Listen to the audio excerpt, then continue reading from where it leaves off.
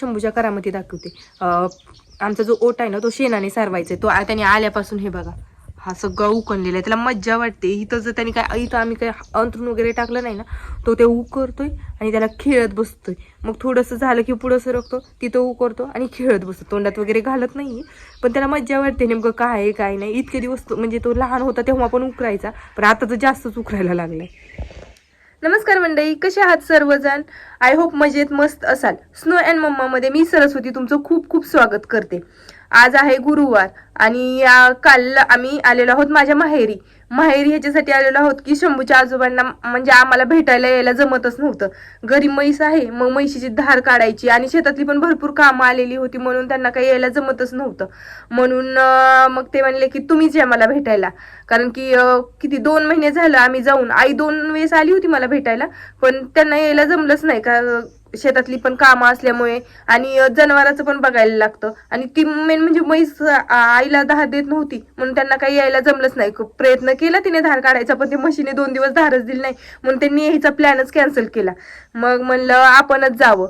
तर अजून एक निमित्त होतं की हुरडा खाण्याचं पण फक्त निमित्त झालं हुरडा खाण्याचं पण त्यांना भेटण्यासाठीच आम्ही आलेलो आहोत.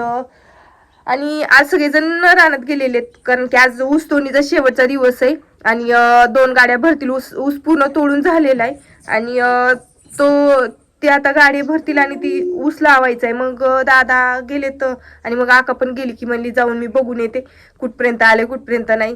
ऍटलीस्ट पाहणी करायला तरी जाते ती अधूनमधून. मग मी आणि स्नो बसलेला आणि स्नोनी आजीचा आल्यापासून पूर्ण ओटा उकळून टाकलेला आहे कारण की तो शेणाने सारवायचा ओटा आहे. आणि मी तुम्हाला ते पण दाखवते की त्याने कसं केलंय. आल्यापासून त्याला ते कामच लागलंय. त्याला अंथरून नाही टाकलं ना ते पूर्ण उकरू घेते. त्याला मज्जा वाटते नेमकं काय आहे इथं काय आहे म्हणून मग तो उकरून घेतोय. माती वगैरे खात नाहीये पण उकरून तर घेतोय. आणि माझं लग्न झाल्यापासून मी म्हणजे लग्न झालं त्या वर्षी पहिल्या संक्रांतीला मी आले होते तेव्हा मी माझ्या काकीचा विडा नेला होता सॉरी. मग तो विडा रिटर्न पण करायचा होता आणि ह्या पौष महिन्यामध्ये तो विडा रिटर्न करतात. मग तो विडा पण घेऊन आले मी आणि मग तो दिला.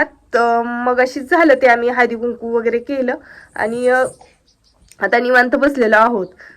तर संध्याकाळी आमचं होईल. आम्हाला हुरडा खायचा आहे. काल आलो होतो तर काल आम्ही हुरडा खाल्ला पण आज संध्याकाळी पण होईल. आणि पहिलं मेन म्हणजे ऊस खायला जायचं होतं पण दादा म्हणले नको तिकडे नको जायला ऊस खायला घरी जाणतो मी कारण की स्नोला घेऊन जायचं म्हणल्यामुळे त्यांनी नको म्हणले.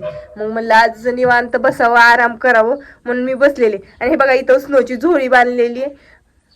आता तो झोपला होता झोपीतून उठलाय आता तो खेळतोय आणि तो माझ्यापाशीच खेळतोय. तर मी दाखवते हे त्यांनी कसं केलंय. हे बघा एवढं सगळं ओटा उकळून टाकलंय.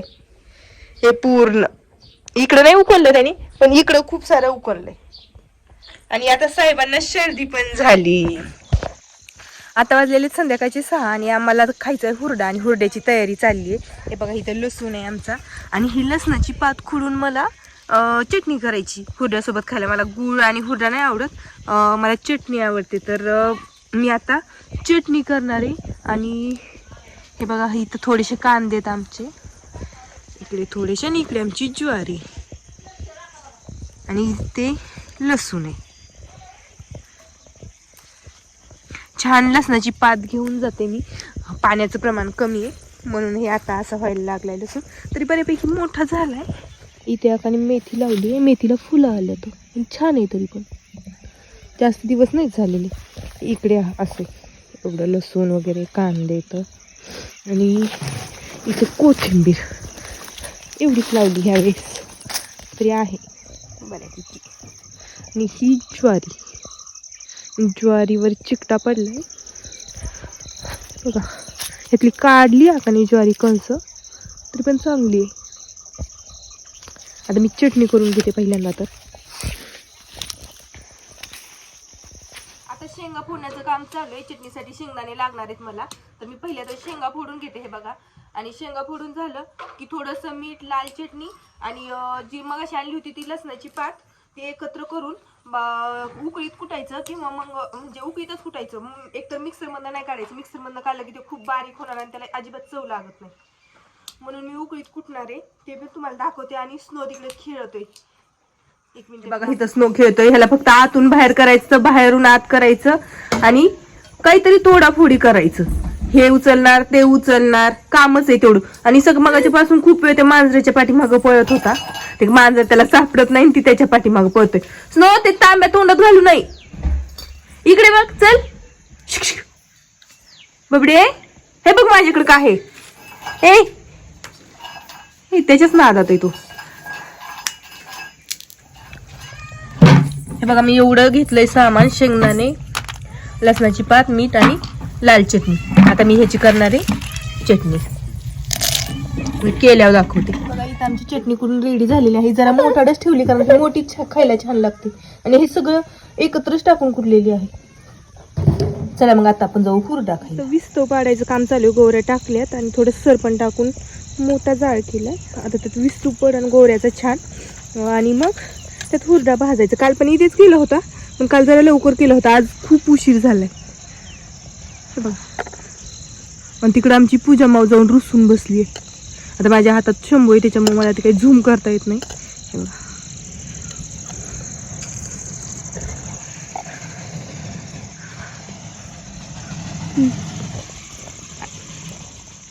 मी शंभू तर हुरडा खायला येऊन बसलं, पण आमच्या आजोबांचा काही पत्ता नाहीये. आणि आता आम्हालाच हुरडा चोळायचाय. आणि शंभू हुरडा चोळणार आहे. चोळणार ना बाबडे? हा, तू हुरडा खाणार आहेस का? इकडे विस्तोय ना, इकडे बघतोय तो. हुरडा खायचा. गेल्या वर्षी पण मी आले होते तेव्हाच हुरडा म्हणजे केला होता, कारण की यांना सगळ्यांना टाइम नसतो, रानात खूप काम आहेत म्हणून हुरडा ही खातच नाही तर सगळेजण. गेल्या वर्षी मी डिलिव्हरीला आले होते त्यावेळेस मग मी आल्यानंतरच हुरडा 1-2 वेळेस केला होता आणि तो खाल्ला होता. यावेळेस पण काल मी आले होते तर कालच केला आणि आज केलाय. अजून 1-2 दिवस होईल, कारण की रानात भरपूर कामं राहतात. ऊसाचं तोडणीचं दिवस चालू आहे, तर बाकीची पण भरपूर कामं राहतात म्हणून काही करायला आणि खायला भेटतच नाही. कारण की आम्ही लहान असताना खूप मजा यायची. लहान असताना हे गोवऱ्या गोळा करायच्या, विस्तूक करून ठेवायचा, चटणी करून ठेवायची कामं आमच्याकडे असायची. मग रानातून हुरडा मोठी माणसं घेऊन यायची. मग संध्याकाळी 7-8 वाजेपर्यंत हे आमचा धिंगाणा चालायचा. पण ते दिवस खूप छान होते, कारण की त्यावेळेस आजोबा वगैरे होते. हुरडा खाऊन झाल्यानंतर मग ते ताट असायचं ते सोलून द्यायचं, मग ते खात बसायचं. मग हुरडा खाल्ल्या पाणी कधी आम्हाला पिऊ देत नव्हते, कारण की दात पडतेत म्हणायचं. खरं काय खोटं काय मला पण नाही माहिती, पण आम्ही कधी पित नव्हतो. आणि आता स्नोचं बिस्किट खायचं काम चालू आहे. बिस्किट आम्ही जास्त नाही देत त्याला, पण आता त्याच्या हातात काहीच नव्हतं म्हणून मी एक बिस्किट घेऊन आले, कारण की आम्ही हुरडा खाणार, मग त्याला काहीच नाही खायला. मग म्हणलं तो एक बिस्किट खाईल आणि आम्ही हुरडा खातो. छान रसरसीत हार पडलाय, छान पडलाय. आता इकडे कणसं पण आम्ही 2-3 आहेत हुरडा खायला, त्याच्यामुळे एवढीच कणसं आणलेली, जास्त काही कणसं आणलेली नाहीयेत.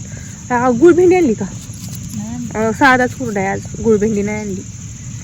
बघा, इथं असा हुरडा लावतात.